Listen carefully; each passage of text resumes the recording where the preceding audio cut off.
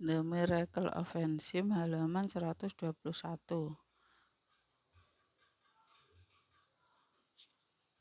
Tempat hambar tidak ada tumbuh-tumbuhan yang dapat hidup, selalu terlebih dahulu menyantap organ-organ bagian dalam singa laut yang mereka tangkap.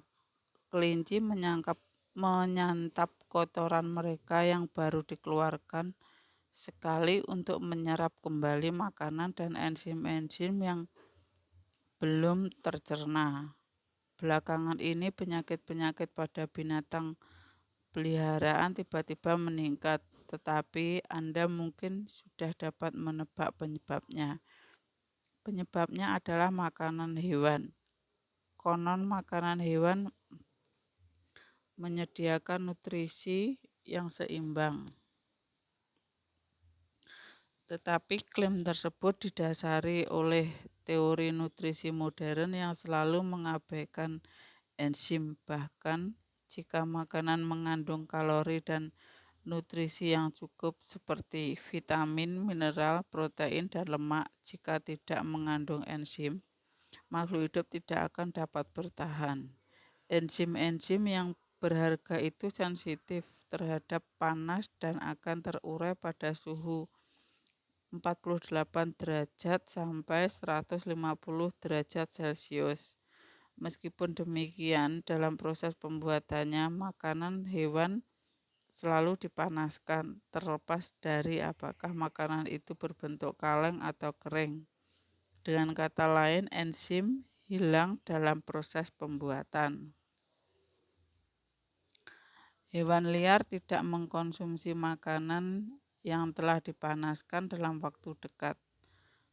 Saya yakin akan terbukti bahwa banyak jenis penyakit hewan peliharaan yang juga berhubungan dengan gaya hidup. The Miracle of Enzym halaman 122. Masalah makanan hewan yang dapat diterapkan pada makanan manusia. Saat ini para ahli nutrisi memusatkan perhatian pada kalori dan nutrisi. Jangan mengkonsumsi terlalu banyak kalori dan cobalah untuk menyantap makanan yang bernutrisi seimbang. Inilah kata-kata sakti para ahli gizi modern. Pada umumnya, para pria direkomendasikan untuk mengkonsumsi sekitar 2000 kalori dan para wanita 1600 kalori setiap harinya. Dan kalori ini diseimbangkan dari keempat kelompok makanan. Kelompok pertama terdiri dari produk susu dan telur, yaitu makanan yang mengandung protein berkualitas tinggi, lemak, kalsium, vitamin A dan B2. Inilah makanan yang disebut-sebut sebagai bernutrisi lengkap. Kelompok kedua terdiri dari makanan yang membentuk otot dan darah. Produk-produk seperti daging, ikan, dan polong-polongan atau kacang-kacangan yang mengandung protein kualitas tinggi, lemak, vitamin B1 dan B2, dan kalsium. Kelompok ketiga adalah sayuran dan buah-buahan. Makanan yang mengandung vitamin, mineral, dan serat yang menjaga kesehatan tubuh secara keseluruhan. Akhirnya kelompok keempat terdiri dari biji-bijian, gula, minyak, dan lemak. Makanan yang berfungsi menjaga suhu tubuh dan tenaga. Makanan ini mengandung karbohidrat, lemak, dan protein. Seperti yang dapat Anda lihat, kata enzim tak tampak dimanapun.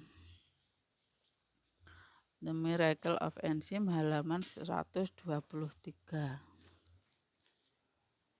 Memang benar bahwa menentukan jumlah enzim dalam makanan tidaklah mudah.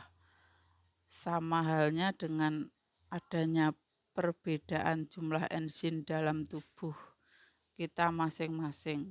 Jumlah enzim bervariasi dari satu makanan ke makanan yang lain dan bahkan di antara satu jenis makanan yang sama, di antara setiap potong makanan. Contohnya, jumlah enzim yang terdapat dalam 2 buah apel dari varietas yang sama akan berbeda bergantung pada lingkungan masing-masing dan berapa hari telah berlalu sejak apel itu dipetik.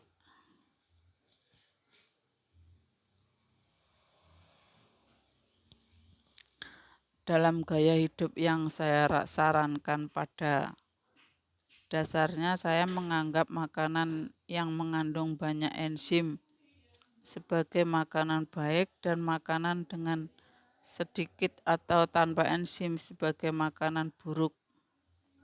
Dengan alasan tersebut, makanan terbaik adalah yang tumbuh di dalam tanah subur dan kaya mineral tanpa menggunakan zat-zat kimia pertanian maupun pupuk kimia, dan yang dimakan segera setelah dipanen.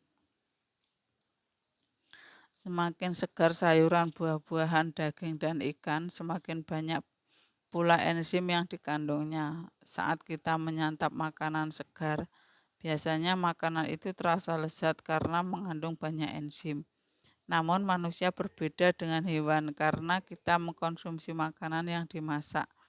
Kita merebus, memanggang, membakar, memanaskan, dan menggoreng makanan. Oleh karena The Miracle of Enzyme, halaman 124. Enzim sensitif terhadap panas. Semakin lama Anda memasak,